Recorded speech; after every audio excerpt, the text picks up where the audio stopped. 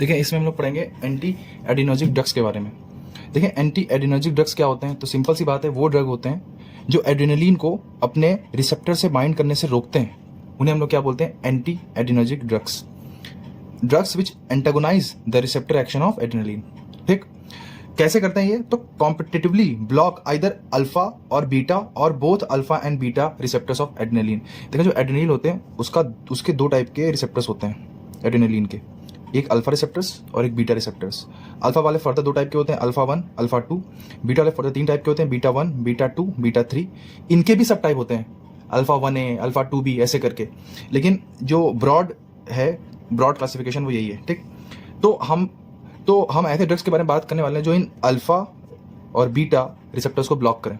ठीक है, तो सबसे पहले बात करेंगे हम लोग अल्फा ब्लॉकर्स की, वो ड्रग्स जो अल्फा रिसेप्टर्स को ब्लॉक करते हैं। तो जो अल्फा ब्लॉकर्स होते हैं ना, वो दो टाइप के होते हैं। ठीक, एक होते हैं सिलेक्टिव अल्फा ब्लॉकर्स। सिलेक्टिव का मतलब है कि वो चूज करेंगे कि उन्हें अल्फा 1 को ब्लॉक करना है कि अल्फा 2 को ब्लॉक करना है, दोनों को ब्लॉक नहीं करेंगे, किसी एक को, इसलिए इनका नाम क्या है, सिलेक्टिव, क्योंकि ये सिलेक्शन कर रहे हैं किसी एक टाइप के अल्फा का।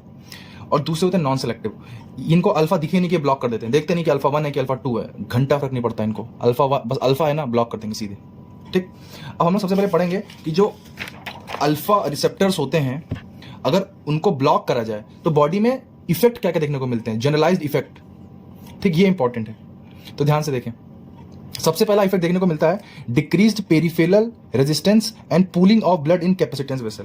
देखिए हमें मालूम है कि जब एड्रेनलिन अपने अल्फा रिसेप्टर के थ्रू काम करता है तो वो क्या करवाता है, वेजो कॉन्स्ट्रिक्शन। ठीक, जब वो अपने अल्फा रिसेप्टर्स के थ्रू काम करता है तो क्या करवाता है, वेजो कॉन्स्ट्रिक्शन। अब अल्फा को हमने ब्लॉक कर दिया है तो बॉडी में क्या होगा, वेजो डायलेशन। वेजो डायलेशन की वजह से क्या होगा, जो पेरिफेरल रेजिस्टेंस होगा उसमें क्या हो जाएगी, कमी। So decreased peripheral resistance and pooling of blood in capacitance vessels. Capacitance vessels एक अलग टाइप की वेसल्स होती हैं, आपने लास्ट ईयर फर्स्ट ईयर में सीवीएस में इसको पढ़ा होगा, तो उनमें ब्लड को फिल करने लगते हैं। ठीक, इतना ध्यान रखें। नेक्स्ट है कि ये वीनस रिटर्न को और कार्डियक आउटपुट को कम कर देते हैं। सिंपल सी बात है, जब वेजो डायलेशन कर रहे हैं उसकी वजह से जो वीनस रिटर्न है वो कम हो जाएगा और जो कार्डियक आउटपुट है वो भी क्या हो जाएगा, कम हो जाएगा। ठीक, उसके अलावा ये ब्लड प्रेशर में फॉल कॉज करते हैं, फॉल इन बीपी। इसी वजह से ये कई ऐसे सर्जरी के दौरान यूज आते हैं जिनमें बीपी बढ़ने का खतरा रहता है, उनमें इनको एक्सेसिवली यूज किया जाता है। ठीक, अच्छा, ये फॉल इन बीपी कॉज करते हैं, लेकिन इनका फॉल इन बीपी अलग टाइप का होता है, इसे बोलते हैं पोस्चरल हाइपोटेंशन। मतलब पोस्चर पे डिपेंड करता है। कैसे, आपने कोई सो रहा होगा तो हमने उसको अल्फा ब्लॉकर दे दिया, वो भी आराम कर रहा है, लेटा हुआ है। ठीक, और जैसे वो खड़ा हो गया उठ के, ठीक, तुरंत उसे डिजीनेस फील होगी और सिंकोप या फिर होता है वो फेंट हो जाए। ठीक, तो पोस्चर में चेंज की वजह से जो हाइपोटेंशन होता है उसे बोलते हैं पोस्चरल हाइपोटेंशन। अच्छा, कैसे हम लोग वो करते हैं, जनरलाइज करते हैं कि हाइपोटेंशन ही है, तो अगर पोस्चर में चेंज करने की वजह से किसी का सिस्टोलिक ब्लड प्रेशर 20 mmHg से कम हो जाए और डायस्टोलिक ब्लड प्रेशर 10 mmHg से कम हो जाए तो हम लोग बोल देते हैं कि हाँ वो पेशेंट पोस्चरल हाइपोटेंशन का क्या है, शिकार है। ठीक, इसके अलावा थर्ड इफेक्ट होता है रिफ्लेक्स टैकीकार्डिया। अब देखें ये क्या होता है, देखें जो अल्फा 2 रिसेप्टर्स होते हैं एड्रेनलिन के, वो सिंपैथेटिक डिस्चार्ज को कम करते हैं, सिंपैथेटिक डिस्चार्ज को कम कर रहे हैं। अब तुमने अल्फा को तो ब्लॉक कर दिया है, अब अल्फा को ब्लॉक किया है तो सिंपैथेटिक डिस्चार्ज क्या होगा, बढ़ेगा। अगर सिंपैथेटिक डिस्चार्ज बढ़ेगा तो टैकीकार्डिया होगा उसकी वजह से, इसे बोलते हैं रिफ्लेक्स टैकीकार्डिया। ठीक, नेक्स्ट है नेजल स्टफिनेस एंड मियोसिस। अब देखें ये क्या होता है।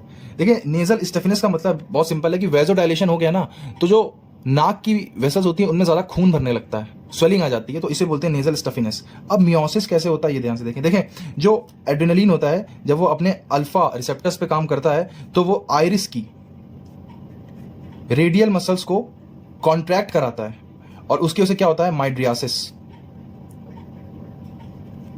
माइड्रियासिस का मतलब क्या होता है, पीपल का डायलेशन।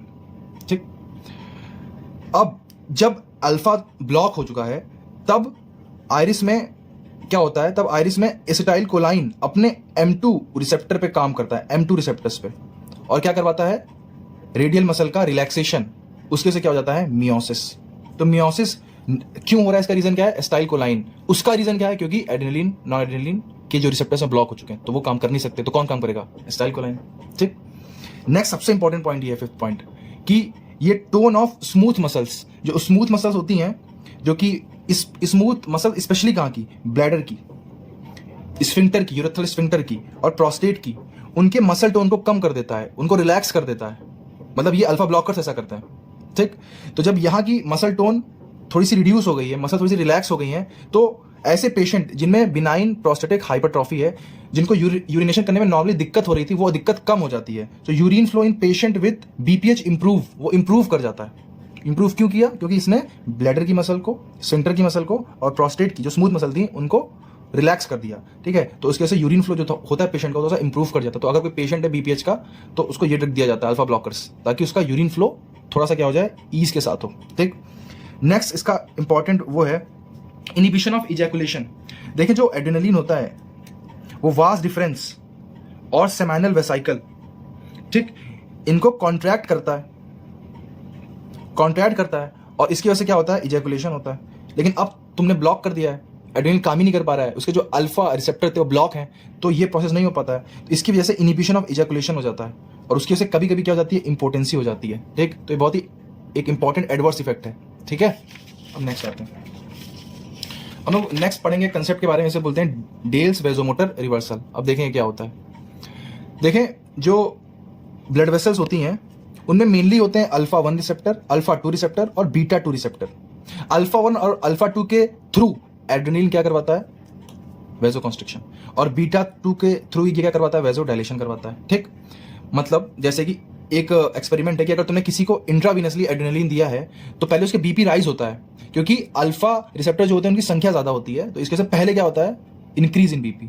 बट जो बीटा रिसेप्टर होते हैं ना, उनकी सेंसिटिविटी ज्यादा होती है, तो जब ज्यादा नंबर बढ़ेगा तो वो ज्यादा एक्टिवेट होंगे, तो उसके से फाइनली क्या होता है, फॉल इन बीपी।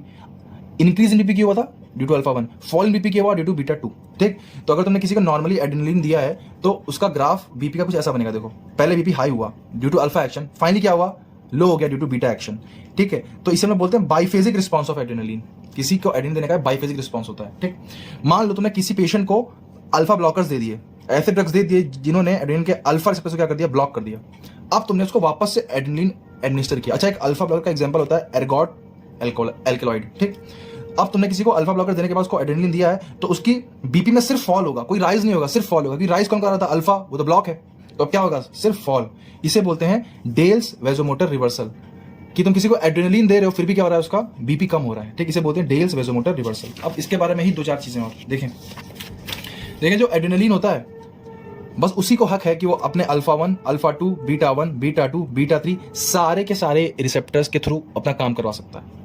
लेकिन जो नॉन एड्रेनलिन है वो बीटा 2 पे काम ही नहीं करता है, बीटा 2 के लिए उसकी सेंसिटिविटी होती ही नहीं है। तो इसीलिए वो एक पूछ ले कि जो डेल्स वेजोमोटर रिवर्सल है, ये सिर्फ एड्रेनलिन के लिए होता है कि नॉन एड्रेनलिन के लिए भी होता है? तो ये सिर्फ एड्रेनलिन के लिए होता है, क्योंकि बीटा 2 पे एक्ट सिर्फ एड्रेनलिन कर पाएगा, नॉन एड्रेनलिन तो वर्क ही नहीं कर पाएगा बीटा 2 पे, और अगर बीटा 2 पे वर्क नहीं कर पाएगा तो वेजो डायलेशन नहीं करवा पाएगा, ठीक। So DVR is only seen in case of adrenaline. अब देखो इसका यूज क्या है डीवीआर का, डेल्स वेजोमोटर रिवर्सल का।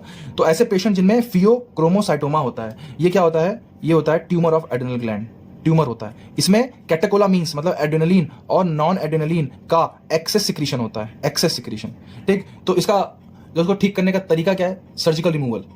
तो जब सर्जिकल रिमूवल करते हैं ना तो देखो एक दिक्कत हो सकती है। अगर सर्जिकल रिमूवल करते हैं तो हो सकता है कि सर्जरी से उसको हटाते वक्त एड्रेनलिन और नॉन एड्रेनलिन स्पिल ऑफ हो जाए प्लाज्मा में, और अगर वो प्लाज्मा में स्पिल ऑफ हुए तो क्या होगा, तुरंत वो अपने अल्फा रिसेप्टर्स के थ्रू बॉडी में वेजो कॉन्स्ट्रिक्शन कॉज कराएंगे, और एक बहुत ही डेंजरस हाइपरटेंशन का एपिसोड बॉडी में पेशेंट के आ सकता है, और उसकी डेथ भी हो सकती है। तो इससे प्रिकॉशंस बरतने के लिए हम लोग क्या करते हैं, उसको अल्फा ब्लॉकर्स दे के रखते हैं पहले से। अल्फा ब्लॉकर दे दिया तो अब वेजो कॉन्स्ट्रिक्शन जो होने वाला था वो नहीं होगा, ठीक है। ड्यूरिंग ऑपरेटिव मैनिपुलेशन हम लोग ऐसा करते हैं। तो ये हो गया उसका यूज डेल्स वेजोमोटर रिवर्सल का, ठीक है। हम लोगों ने पढ़ा था अल्फा, हम लोग इसमें पढ़ेंगे अल्फा ब्लॉकर्स के बारे में। अब अल्फा ब्लॉकर जो होते हैं ना वो होते हैं 2 टाइप के, मैंने बताया था नॉन सेलेक्टिव और सेलेक्टिव। तो हम सबसे पहले पढ़ेंगे selective alpha blockers, sorry non selective alpha blockers. और नॉन सेलेक्टिव अल्फा ब्लॉकर जो होते हैं, हमें मालूम है कि नॉन सेलेक्टिव है तो अल्फा 1 और अल्फा 2 दोनों क्या करेंगे, ब्लॉक करेंगे, ठीक। अच्छा, अब ये भी 2 टाइप के होते हैं, irreversible non selective alpha blockers, reversible non selective alpha blockers. Irreversible का एग्जांपल होता है फिनॉक्सीबेंजामीन, इंपॉर्टेंट एग्जांपल है, ध्यान रखना है, और कुछ याद ना है, ये तो कम से कम याद रहना ही चाहिए। दूसरा irreversible non selective alpha blockers, इसका एग्जांपल होता है फेंटोलामीन, ये इंपॉर्टेंट एग्जांपल है फेंटोलामीन। टोलोजोलिन चलो याद कर लो तो ठीक है, आपकी श्रद्धा है, लेकिन फेंटोलामीन तो याद होना ही चाहिए, ठीक। अब देखो हम लोग पढ़ते हैं नॉन सेलेक्टिव अल्फा ब्लॉकर्स के बारे में, बहुत मस्त कॉन्सेप्ट है ये। अब देखो सबसे पहले मैंने क्या बताया था, ये एग्जांपल किसका है, रिवर्सिबल अल्फा ब्लॉकर्स का, reversible non selective alpha blockers का, ठीक। शॉर्ट एक्टिंग ब्लॉकर होते हैं ये, बहुत कम टाइम के लिए एक्ट करते हैं, ज्यादा के लिए एक्ट नहीं करते हैं, ठीक। अब अल्फा ब्लॉकर्स हैं, तो मैंने कहा था कि टैकीकार्डिया तो उनका सिम्टम होगा ही होगा। कैसे होता है टैकीकार्डिया, तो एक बार फिर से बता देता हूं। अल्फा 2 वाले जो होते हैं वो सिंपैथेटिक डिस्चार्ज को कम करते हैं, तुमने अल्फा ब्लॉक कर दिया तो अब सिंपैथेटिक डिस्चार्ज बढ़ता है, उसकी वजह से क्या होता है टैकीकार्डिया, ठीक। अल्फा ब्लॉकर दे रहे हो तो ऑब्वियस सी बात है वेसो डायलेशन तो होगा ही। वेसो डायलेशन में भी वेसल्स तो आर्टरी भी है, वेन्स भी है, तो किसको ज्यादा डायलेट करते हैं, तो ज्यादा डायलेट करते हैं वेन्स को। Veno dilation always greater than arterial dilation, ये बात ध्यान रखना है, ठीक। अच्छा एक और यहाँ पे कंसेप्ट पढ़ लो, फेंटोलामिन टेस्ट, फेंटोलामिन टेस्ट। अब देखो इसमें क्या होता है, ये टेस्ट होता है फियोक्रोमोसाइटोमा के लिए, ठीक। फियोक्रोमोसाइटोमा, या स्पेलिंग में सब गलत लिख दिए मैंने जल्दी जल्दी में, ठीक। फियोक्रोमोसाइटोमा है ये, ठीक। इसमें क्या होता है, हम लोग 5 mg फेंटोलामिन 5 मिनट तक पेशेंट को देते हैं और उसके बीपी में फॉल को नोटिस करते हैं।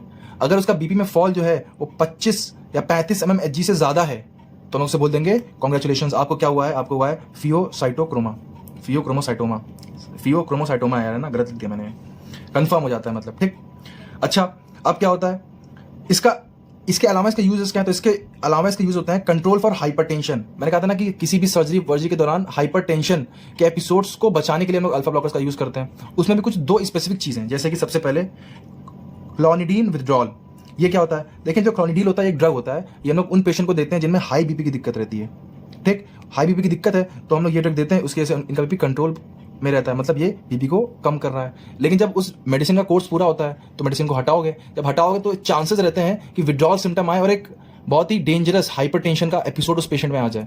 तो उससे बचने के लिए हम लोग उसको अल्फा ब्लॉकर्स भी देते थे, ठीक है, control for hypertension due to clonidine withdrawal. Next है चीज रिएक्शन। अब देखो चीज रिएक्शन क्या है, देखो समझो, मान लो एक पेशेंट है, डिप्रेशन में है, दुखी है, ठीक। डॉक्टर के पास गया तो डॉक्टर ने इसको दवाई दी, कौन सी दवाई दी, MAOI, मोनोअमाइन ऑक्सीडेज इनहिबिटर, ठीक। अच्छा ये क्या करता है, ये करता है induce release of non adrenaline at nerve ending. ये नॉन एड्रेनलिन के रिलीज को इंड्यूस करता है, और जब नॉन एड्रेनलिन रिलीज होगा तो पर्सन क्या हो जाएगा, खुश हो जाएगा। अच्छा देखो ये करता क्या है, जो मोनोअमाइन ऑक्सीडेज होता है ना, ये नॉन एड्रेनलिन को मेटाबोलाइज करके अपना फंक्शन परफॉर्म करता है। जो भी इसका फंक्शन होता है ये नॉन एड्रेनलिन को मेटाबोलाइज करके अपना फंक्शन परफॉर्म करता है। तो नॉन एड्रेनलिन को तोड़ रहा है, तो हमने उसके इनहिबिटर्स दे दिए, तो अब ये तोड़ नहीं पाएगा, तो इनका अमाउंट बढ़ने लगता है, तो पर्सन खुश होने लगता है, ठीक। लेकिन उसने खुशी में क्या खा लिया, चीज, ठीक। तो चीज में एक होता है कंपाउंड, इसे बोलते हैं टायरामीन। जो टायरामीन होता है ना, causes more release of non adrenaline. ये नॉन एड्रेनलिन की रिलीज को और बढ़ा देता है। कैसे, tyramine causes degranulation of non adrenaline filled vesicles. जो नॉन एड्रेनलिन फिल्ड वेसाइकल्स होती हैं उनका टायरामीन कॉज करता है डीग्रेनुलेशन, उनको तोड़ देता है। उसकी वजह से नॉन एड्रेनलिन और रिलीज होता है। जब ये और रिलीज होगा तो अल्फा रिसेप्टर से आगे बाइंड करेगा, जब बाइंड करेगा तो क्या होगा, उससे वैजो कॉन्स्ट्रिक्शन। और जब वैजो कॉन्स्ट्रिक्शन होगा ना, तो नॉन इतना ज्यादा है, इतना ज्यादा बाइंडिंग करता है कि बहुत ही डेंजरस बीपी में राइज हो जाता है, कभी कभी बहुत ही डेंजरसली हाई बीपी, ठीक है। तो इससे बचने के लिए हम लोग क्या करेंगे, फेंटोलामिन देंगे। चीज रिएक्शन समझ में आया कि फेंटोलामिन चीज रिएक्शन में क्यों देते हैं, ताकि जो डेंजरसली हाई बीपी है इसको कंट्रोल किया जा सके, ठीक। अब आते हैं हम लोग दूसरे ड्रग पे, फिनॉक्सीबेंजीन, फिनॉक्सीबेंजामाइन, क्या नाम था यार, पता नहीं याद होते, फिनॉक्सीबेंजामीन था यार, है ना, मैंने फिर कर नाम लिख दिया, फिनॉक्सीबेंजामीन है ये। अब देखो मैंने कहा था ये एग्जांपल किसका है, irreversible non selective alpha blockers का, बताया था ना यहाँ पे कि इरिवर्सिबल का एग्जांपल है फिनॉक्सीबेंजामीन, रिवर्सल का एग्जांपल है फेंटोलामिन और टोलोजोलिन, ठीक। तो ये एग्जांपल है irreversible non selective alpha blockers का, ठीक। अच्छा तो ये क्या क्या काम करता है, सिंपल सी बात है, प्रीडोमिनेंट वीनोडाइलेशन करेगा। वीनोडाइलेशन का मतलब क्या है, वही बात कि ये वीनोडाइलेशन ज्यादा करता है एज कंपेयर टू आर्टीरियोलर डायलेशन, ठीक। करता है आर्टरी को भी डायलेट है बट वेन्स को ज्यादा करता है। अब देखो, अच्छा अब देखो जो ये नॉन सेलेक्टिव है तो अल्फा 1 को भी ब्लॉक कर रहा है और अल्फा 2 को भी ब्लॉक कर रहा है, तो जो वैजो डायलेशन हो रहा है ये तो मेनली हो रहा है अल्फा 1 ब्लॉकेज की वजह से। लेकिन अल्फा 2 ब्लॉकेज की वजह से क्या होगा, तो ध्यान से देखो, अल्फा 2 ब्लॉकेज की वजह से होता है टेकीकार्डिया। क्यों होता है, 2 बार पहले बता चुके हैं, ठीक। पाल्पिटेशन होते हैं और कार्डिक एरिथमिया होते हैं, ठीक। इसका यूज क्या है, वही फियोक्रोमोसाइटोमा में इसका यूज होता है, मतलब वही जब इसको ऑपरेट करते हैं ना तो इसको दे सकते हैं, इसको भी दे सकते हैं, ठीक, क्योंकि ये भी तो ब्लॉक कर रहा है अल्फा को, ठीक। अब आते हैं नेक्स्ट सिलेक्टिव अल्फा ब्लॉकर्स पे, ठीक, जो कि सिलेक्टिवली या तो अल्फा 1 को ब्लॉक करेंगे या तो अल्फा 2 को ब्लॉक करेंगे, ठीक। अब इनके नाम, सबसे पहले नाम देख लो, जो ऊपर के 4 नाम है ये रेजोसिन, टेराजोसिन, डोक्साजोसिन, एल्फुजोसिन। जोसिन जोसिन जोसिन सब में कॉमन है, प्रो, तेरा, डोक्सा, अल्फू। ठीक, ये अल्फा 1 ब्लॉकर्स हैं। और जिसमें ये होता है ना प्रोजोसिन, ये स्कॉर्पियन स्टिंग में भी इसका यूज करते हैं। स्कॉर्पियन स्टिंग किसी कार्ड लिया स्कॉर्पियन ने तो इसका यूज करते हैं। और ये जो लास्ट के दो हैं योहिम्बिन और आइडाजॉक्सन, ये होते हैं अल्फा 2 ब्लॉकर्स। ठीक, और सबसे अच्छी बात है कि इनका कोई भी क्लिनिकल यूज अभी तक स्टैब्लिश नहीं हुआ, तो इनके बारे में पढ़ना ही नहीं है अल्फा 2 ब्लॉकर्स के बारे में। मेनली किसके बारे में पढ़ना है? अल्फा ब्लॉकर्स, अल्फा 1 ब्लॉकर्स के बारे में। ठीक, सबसे पहले पढ़ते हैं सिलेक्टिव अल्फा ब्लॉकर्स आखिर काम क्या करते हैं। तो देखो, have lesser tachycardia then non selective alpha blockers. सबसे इंपॉर्टेंट पॉइंट ये है कि ये टैकीकार्डिया कॉज तो करते हैं लेकिन lesser as compare to non selective alpha blockers. अब देखो ऐसा क्यों करते हैं। देखो, सिलेक्टिव अल्फा ब्लॉकर्स हैं तो मान लो वो अल्फा 1 सिलेक्टिव अल्फा ब्लॉकर्स हैं। अल्फा 1 हम लोग जो भी पढ़ेंगे ना इसमें, वो अल्फा 1 के बारे में ही पढ़ेंगे, इन जनरल अल्फा 1 के बारे में पढ़ेंगे। ठीक, मान लो वो अल्फा 1 ब्लॉकर है तो वो सिर्फ अल्फा 1 को ब्लॉक करेगा, अल्फा 2 को ब्लॉक नहीं करेगा। अगर अल्फा 2 को ब्लॉक नहीं करेगा तो ये काम करेगा। तो मैंने पहले कहा था कि अल्फा 2 क्या करता है? सिंपैथेटिक डिस्चार्ज को कम करता है। सिंपैथेटिक डिस्चार्ज जब कम करेगा तो टैकीकार्डिया कम होगा, इसीलिए हैव लेसर टैकीकार्डिया। समझ आई बात? As compare to non selective alpha blockers. Next है कि ये लिपिड प्रोफाइल को भी इंप्रूव करता है किसी भी पेशेंट की। कैसे? एचडीएल को बढ़ाता है, एलडीएल को कम करता है और ट्राइग्लिसराइड को कम करता है। अब एचडीएल को बढ़ाता है क्योंकि एचडीएल गुड कोलेस्ट्रॉल होता है। ठीक है, ये कोलेस्ट्रॉल के डिपोजिशन को फेवर करता है। कहां से कहां? ब्लड वेसल से लीवर तक। तो इसका मतलब ब्लड वेसल में कोलेस्ट्रॉल को कम कर रहा है, तो गुड कोलेस्ट्रॉल। एलडीएल को कम कर रहा है क्योंकि एलडीएल बैड कोलेस्ट्रॉल होता है, ये लीवर से ब्लड वेसल्स तक ट्रांसपोर्ट करवाता है किसका? कोलेस्ट्रॉल का। ये उसको कम कर रहा है, तो ये अच्छी बात है कि ये बुरी चीज को कम कर रहा है, अच्छी चीज को बढ़ावा दे रहा है। ठीक, तो इसीलिए ये लिपिड प्रोफाइल को इंप्रूव कर देता है और ट्राइग्लिसराइड को भी क्या करता है? कम कर देता है। ठीक, नेक्स्ट है cause relaxation of smooth muscle in urinary bladder and prostatic urethra. देखिए, सिंपल सी बात है कि अल्फा ब्लॉकर्स हैं। ठीक है, अब अल्फा ब्लॉकर्स हैं, सिलेक्टिव अल्फा ब्लॉकर्स हैं, तो हमें मालूम है कि ये क्या करेंगे? यूरिनरी ब्लैडर और प्रोस्टेटिक यूरेथ्रा की मसल्स को रिलैक्स करेंगे, स्मूथ मसल की। हम लोगों ने पहले ही पढ़ा था ये, जब हम लोग जनरल यूज अल्फा ब्लॉकर्स के इफेक्ट पढ़ रहे थे अभी थोड़ी देर पहले उसमें। ठीक, इसके से क्या होगा? इसके से इंप्रूव यूरिनरी ब्लड फ्लो होगा और इसी वजह से क्या होता है? Drug of choice for benign prostatic hypertrophy, पहले बता चुके हैं। ठीक, अब देखो हम लोग इसमें 2 ड्रग के बारे में पढ़ते हैं। सबसे पहला है प्रोजोसिन। ये जो प्रोजोसिन होता है ये शॉर्ट एक्टिंग ड्रग होता है, शॉर्ट एक्टिंग, जल्दी काम करके खत्म कर देता है। इसकी बुरी बात ये है कि अगर तुम्हें ये ड्रग दोगे तो उसका सिर्फ 60% ही सर्कुलेशन तक रीच कर पाता है। ठीक, अच्छा, ये बिनाइन प्रोस्टेटिक हाइपरट्रॉफी को इंप्रूव तो करता है, अच्छी बात है, लेकिन एक दिक्कत भी कॉज करता है। वो क्या होती है? Postural hypotension. वही बता चुका हूं ये भी क्या होता है। लेकिन ये पोस्चरल हाइपोटेंशन को कॉज करता है सिर्फ फर्स्ट फ्यू डोजेज में, सिर्फ स्टार्टिंग कुछ डोजेज में। उसके बाद क्या करता है ये? उसके बाद बॉडी में अपने आप टॉलरेंस डेवलप हो जाती है। इसको हम लोग बोलते हैं फर्स्ट डोज इफेक्ट। ठीक, चलो अच्छी बात है, ये चीज तो टेम्पररी थी। लेकिन इसके अलावा एक और दिक्कत कभी कभी कुछ पेशेंट्स में देखी जाती है, वो होती है inhibitions of ejaculation in males. कभी कभी मेल्स में इनिबिशन ऑफ इजैकुलेशन कर देता है। अब ये तो बड़ी दिक्कत वाली बात होगी लॉन्डो के लिए, तो इसे लॉन्डो ड्रग बिल्कुल छूते ही नहीं है। ठीक, तो इसका ऑल्टरनेट क्या है? इसका ऑल्टरनेट है टैमसुलोसिन। टैमसुलोसिन क्या करता है? ध्यान सुने। देखें, मैंने कहा था ना कि अल्फा रिसेप्टर जो होते हैं उनके भी सब टाइप होते हैं, मतलब अल्फा 1 है तो उसके भी सब टाइप है, अल्फा 1A, अल्फा 2B ऐसे करके। तो जो प्रोस्टेट होता है उसमें होते हैं अल्फा 1A रिसेप्टर। और जो सेमाइनल अच्छा, ये इजैकुलेशन क्यों इनहिबिट कर रहा है? तो मैं मालूम है, क्योंकि ये सेमाइनल वेसाइकल और क्या नाम है, वास डिफरेंस का कॉन्ट्रैक्शन रोक दे रहा है।